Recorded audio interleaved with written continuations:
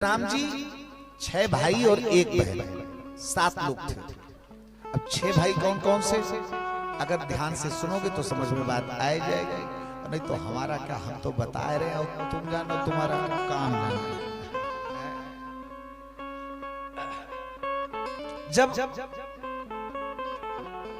दशरथ के कोई संतान नहीं थी, दशरथ संतान के लिए परेशान थे। उस समय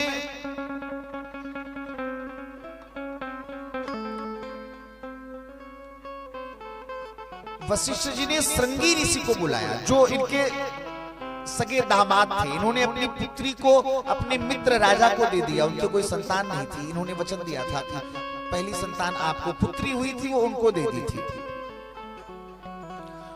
उनके राज्य में अकाल पड़ा तो उन्होंने बारिश हेतु अपनी कन्या का विवाह श्रृंगी ऋषि के साथ में कर दिया था। वही श्रृंगी ऋषि आज वशिष्ठ जी ने इनको बुलाया। श्रृंगी ऋषि वशिष्ठ बोला, श्रृंगी ऋषि वशिष्ठ बोला, पुत्र काम शुभ यज्ञ करा। पुत्र काष्ठ यज्ञ किया गया। यज्ञ से यज्ञ देव चरु लेकर के प्रकट हुए। चरु के 2 भाग किए गए, उभय भाग आधे कर की ना, आधा भाग कौशल्या को दिया गया, बचा आधा। उस आधे के 2 भाग किए गए, आधा सुमित्रा आधा कैकेयी को दिया गया। सुमित्रा हाथ में प्रसाद को लिए बैठी सोच रही थी कि देख लो बड़े होने का ये फायदा है, कौशल्या बड़ी है तो उसको आधा और हम दोनों छोटी हैं तो आधे में आधा आधा। ये बैठी सोच रही थी, प्रसाद हाथ में लिए बैठी थी, प्रसाद खा नहीं रही थी। तब तक हुआ क्या, एक चील आई और उस चील ने इस दोने को उठाया, लेकर के भाग खड़ी हुई। अब ये बेचारी रोने लगी, जो मिला था वो भी गया। तो कौशल्या और कैकेयी ने अपना आधा आधा प्रसाद सुमित्रा को दोनों लोगों ने दिया।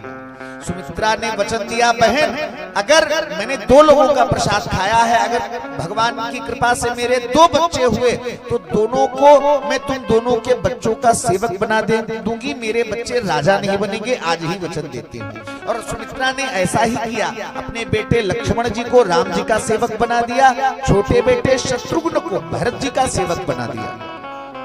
इधर क्या हुआ, वो चील जब खीर को लेकर जा रही थी, रास्ते में एक दूसरी चील आ रही थी। उसने जब इसकी चोंच में दोना दबा देखा तो दोनों की आपस में दोने को लेकर लड़ाई होने लगी। चील की चोंच से दोना छूटा और वो दोना हनुमान जी की माता अंजना के हाथ में आकर के गिरा। अंजना सूर्य को अर्घ दे रही थी और उसी समय वो खीर का दोना अंजना के हाथ में गिरा। तो अंजना को लगा शायद सूर्य देव ने मेरी सुन ली, प्रसाद दिया है।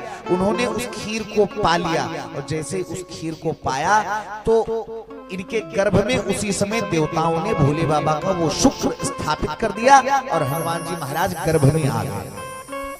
इस दृष्टि से अगर देखा जाए तो जिस चरु से राम लक्ष्मण भरत शत्रुघ्न पैदा हुए, उसी चरु से हनुमान जी भी पैदा हुए। माँ तो वहां भी सबकी अलग अलग है, चारों की माँ अलग अलग है, लेकिन बाप तो चारों का एक ही है, खीर।